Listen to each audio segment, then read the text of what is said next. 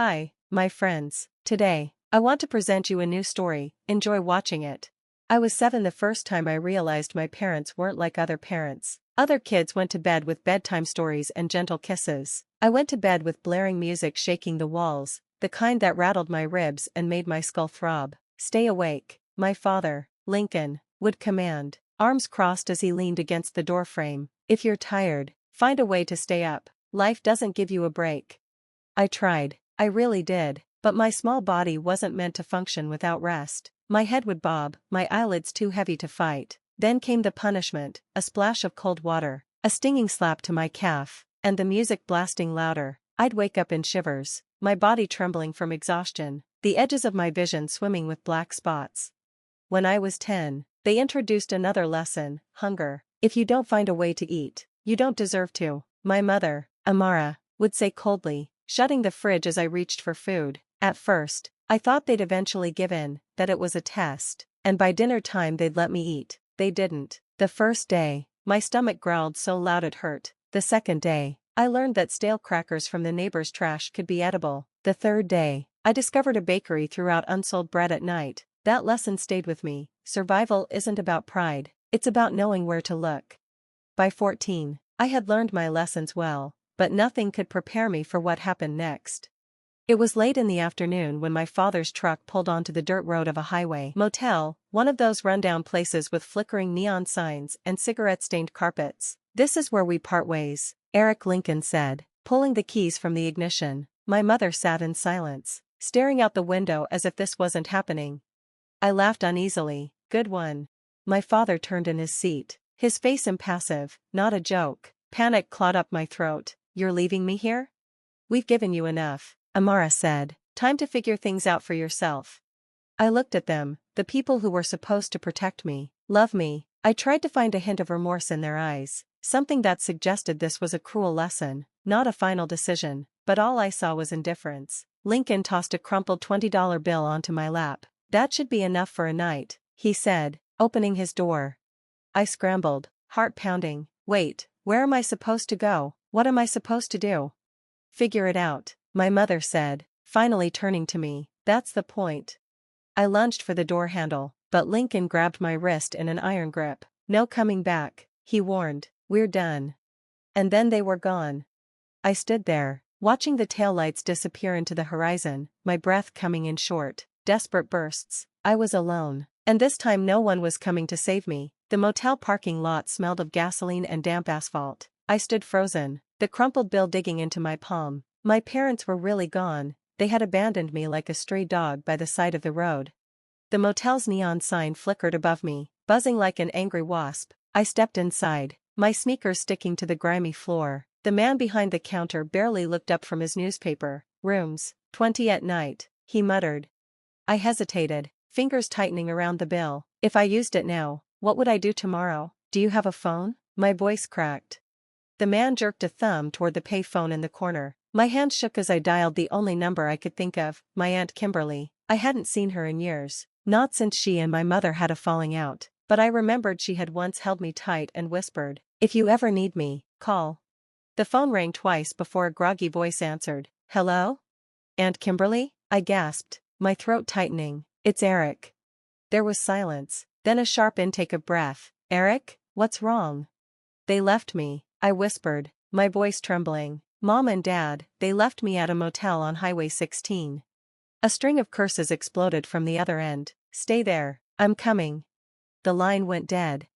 I sank into the plastic chair beside the phone booth, my body shaking from exhaustion and hunger. Minutes stretched into an eternity before I heard the screech of tires outside. The motel door banged open, and there she was, Aunt Kimberly, her hair in a messy ponytail, eyes blazing with fury. She stormed toward me and gripped my face between her hands. "Are you hurt?"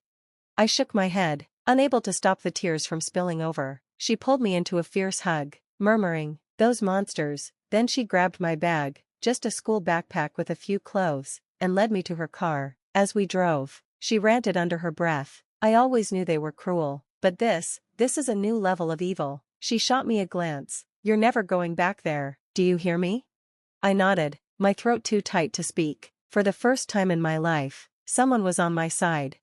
By morning, Aunt Kimberly had already started the emancipation paperwork. My parents reported me missing, but she was ready for them. "Let them try to take you back," she muttered as we left the courthouse, over my dead body.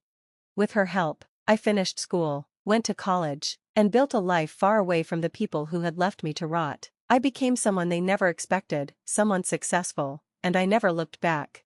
Until 25 years later, when they came knocking on my door.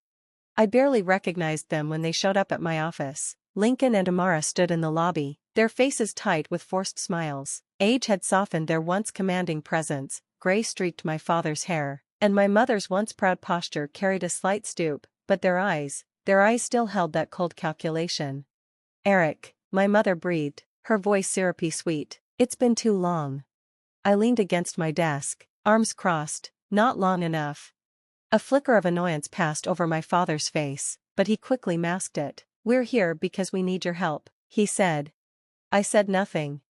Let them squirm, I thought. "We've had some financial trouble," my mother continued, pressing a hand to her chest as if the weight of their misfortune was too much to bear. "The bank is taking our house, we could lose everything." That humorless chuckle escaped me. "Everything? You mean the house you raised me in, the one you abandoned me from?" "Eric," my father said sharply, "you wouldn't be where you are today without us. We taught you resilience. That success of yours, you owe it to us." I pushed off the desk and stepped closer, lowering my voice. "You dumped your child in a highway motel and never looked back. You didn't raise me, you discarded me. And now, after 25 years, you think you can waltz in here and demand a payout?" My mother's expression darkened. "We're still your parents." "No," I said, voice cold, "you're strangers." My father's mask finally cracked. "You selfish little." I pulled out my phone. "Say one more word and I'll have security escort you out." My mother exhaled shakily, switching tactics. "Please, Eric, we have nowhere else to go." I stared at them for a long moment. Then, with slow precision, I reached for my checkbook. They watched hungrily as I tore a slip from the pad, then I ripped it in half. "Here's what you get." I let the torn pieces flutter to the floor and pressed the intercom. "Security, escort these people out." The last thing I saw before the doors closed was their stunned, furious faces. They had come for money, instead, they left with nothing, and soon, I'd make sure they lost even more. I sat in my office, scrolling through the legal documents on my screen. The purchase was finalized, my parents' former home was now mine. I bought the house the moment the bank listed it for foreclosure, the same house where I had shivered through sleepless nights, endured starvation, and learned that love was just another word for control. It was mine now, and I had no intention of saving it.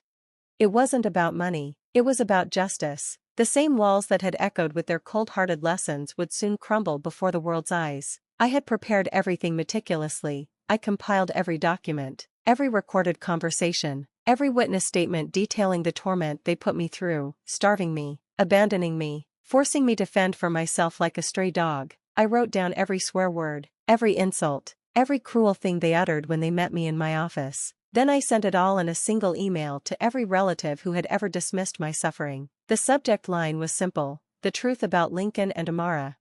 Within hours, my inbox flooded with shocked responses, condemnations, disgust. No one was on their side. Now, the final blow came when a well-known celebrity blogger picked up the story. Soon, headlines spread like wildfire. Self-made tech CEO destroys his abusive parents' legacy. News outlets swarmed, eager to capture the spectacle and the public demolition.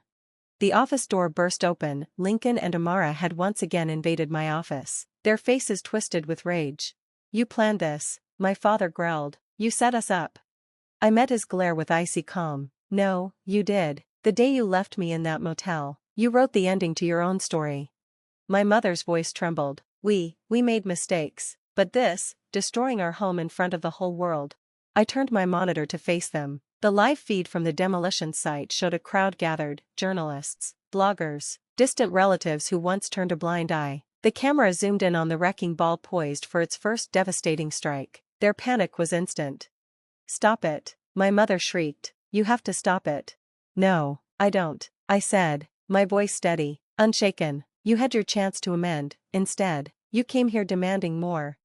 I pressed a button on my keyboard, and outside, the machinery roared to life. Lincoln turned away from the screen, his breath ragged. "You're heartless," he whispered. "No," I said, "I just learned from the best."